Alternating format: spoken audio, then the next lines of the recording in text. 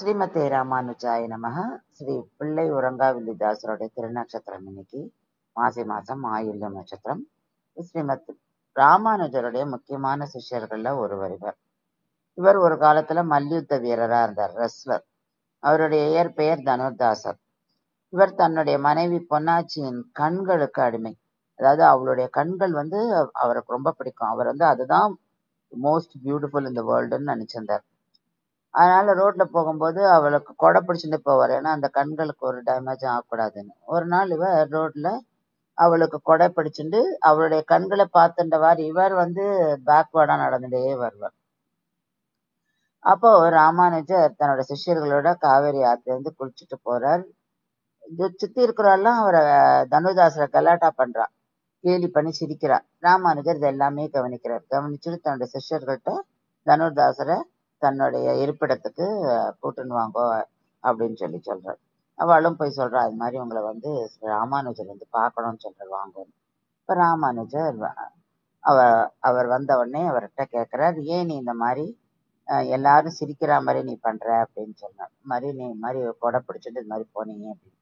அப்போ அவர் சொல்றாரு, இல்ல இந்த உலகத்திலேயே என்னோட மனைவியோட கண்கள் தான் ரொம்ப அழகு, அதை காப்பாத்துறதுக்கு நான் அந்த கொடையை பிடிச்சிட்டு நான் அதை பார்த்துட்டே போவேன். அப்ப ராமானுஜர் சொல்றாரு, சரி உனக்கு அதை விட அழகான ஒன்ன காமிக்கட்டுமா அப்படின்னு கேட்கிறார். கண்டிப்பா காமிங்கோ, நான் பாக்குறேன். அப்போ ராமானுஜர் தனுதாசரை ஸ்ரீரங்கத்துல ரங்கநாதர் சன்னதிக்கு எதிர்க்க கொண்டு போய் நிறுத்துறார். நீ இப்ப பாரு அப்படின்னு. இப்ப பெருமாள்கிட்ட வேண்டார், இந்த கமல செங்கண்ணை தருந்து இவனை பாரு அப்படின்னு சொல்றார். அப்போ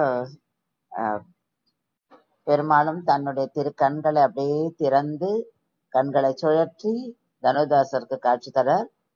தனுதாசர் அந்த திருக்கண்களை பார்த்த உடனே மயங்கி விழுந்துடுறார். ராமானுஜர் கேட்கிறார், என்ன ஆச்சு அப்படின்னு.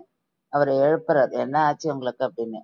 அப்போ அவர் சொல்றார், இந்த மாதிரி நான் அழகிய திருக்கண்களை நான் பார்த்ததே கிடையாது. நான் இந்த திருக்கண்களுக்கு அடிமை, நான் ஸ்ரீ ரங்கநாதருக்கு அடிமை அப்படின்னு சொல்லிட்டு ராமானுஜருடைய சிஷ்யரா மாறுறார். அப்ப ரெண்டு பேரும் இந்த தம்பதிகள் தனுதாசரும் பொன்னாச்சியும் ரெண்டு பேருமே ஸ்ரீ ராமானுஜரோட சிஷ்யராகி அப்பதான் ஸ்ரீ ராமானுஜர் அவருக்கு ஒரு பிள்ளை உறங்காவில்லிதாசர்ன்ற நாமத்தை சூட்டுறார்.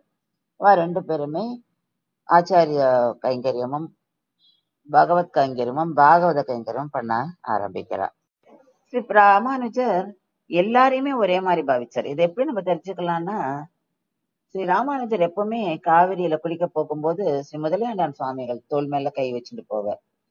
திரும்பி வரும்போது, அதாவது குளிச்சுட்டு வரும்போது ஸ்ரீ பிள்ளை உறங்காவில்லிதாசரோட தோல் மேல கை வச்சுன்னு வருவார். இத அந்த சிஷ்யர்களுக்கு பிடிக்கல, அதனால அவள்லாம் ஒரு மாதிரி பேசுவா. அவளுக்கு இவருடைய ஆச்சாரிய பக்தியை தெரிய வைக்கணும் அப்படின்றதுக்காக ராமானுஜர் ஒரு பிளான் பண்றார். தன்னோட சிஷ்யர்களை, நீங்க போங்கோ உறங்காவில்லிதாசர் வீட்டுக்கு போயிட்டு அவ மனைவியோட நகைகள்லாம் எடுத்துன்னு வாங்கன்றாரு. அப்ப பிள்ளை உறங்காவில்லிதாசர் தன்னோடையே வச்சுருக்காரு. இவ எல்லாரும் அந்த வீட்டுக்கு போறா. அப்ப பொன்னாச்சி தூங்கிட்டு இருக்கா. பொன்னாச்சிக்கு தெரியறது யாரோ வந்திருக்கான்னு, அதுவும் அடியார்கள் வந்திருக்கான்னு. அதனால அவ அப்படியே தூங்குற மாதிரியே இருக்கா. இவ அவளுடைய ஒரு பக்கத்தோட நகையெல்லாம் கேட்டா. அப்போ அவ இன்னொரு பக்கம் நகையும் எடுத்துக்கிட்டுமே அப்படின்னு திரும்பும்போது அவ என்ன பண்றா, பயந்துட்டா. இவ தூங்கி எழுந்துட்டா அப்படின்ட்டு பயந்துட்டு ஓடி போயிடுறா, நகைகள்லாம் எடுத்துட்டு போய் ராமானுஜர்கிட்ட சொல்லி கொடுக்குறா.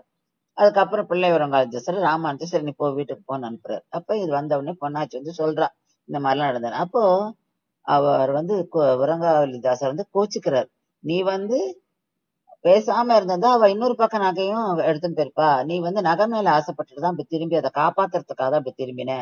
அடியார்கள் திரும்பி ஒரு பக்கத்தை நகை மட்டும் எடுத்துன்னு போயிருக்கா அப்படின்னு ரொம்ப வருத்தப்பட்டு அவ மேல கோச்சுக்கிறார். இது ராமானுஜருக்கு தெரிய வருது. சிஷ்யர்கள் திருப்பி இதையுமே கேட்டுன்னு போய் சொல்றா, இந்த மாதிரி சொல்றாரு. அப்பதான் ராமானுஜர் சொல்றாரு, அப்போ அவ ரெண்டு பேருக்கு எப்பேற்பட்ட ஒரு சேவை மனப்பான்மை இருக்கு. அவளுக்கு அந்த மெட்டீரியலே வசதியே இல்லை. அவ அடியார்களுக்கு தொண்டு பண்றதுதான் அவ ரொம்ப குறிக்கோளா வச்சிருந்தா. இவ ரெண்டு பேருமே தங்களுடைய கடைசி நாள் வரை பகவத் கைங்கரியமும் பாகவத கைங்கரியமும் பண்ணிட்டு வாழ்ந்து வந்தா. ஸ்ரீ பிள்ளை உறங்காவில்லிதாசர் திருவடிகளே சரணம். ஸ்ரீமதே ராமானுஜாய நமஹ.